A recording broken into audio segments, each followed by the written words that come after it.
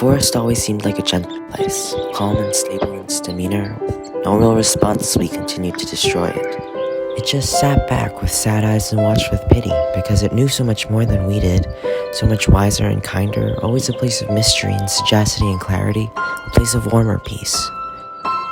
It was a place that always welcomed us, and we overstayed our welcome and, well, trashed the entire place. And we chose to give that all up, blinded by the power industrialism promised us.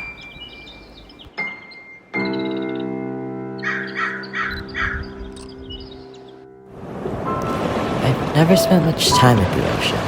I guess it's true what they say, you don't truly appreciate what you have until it's gone. The truth is, I was always a bit intimidated by the ocean. Its grandness, sheer energy, how raw it was in its power and its ruthlessness. I don't think it was ever meant to be restrained. Kind of like people, in a twisted, counterintuitive way. People are on the inside fundamentally the same, except our vessel is a lot smaller and stuck in survival mode. Well, the ocean seems to have it pretty much figured out, and maybe that provoked something in us. Our relationship with the ocean might have been one of simple danger and comfort to one another.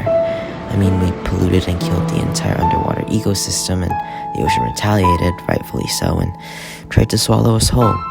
But for a quiet while, the ocean felt like it held all the peace in the world.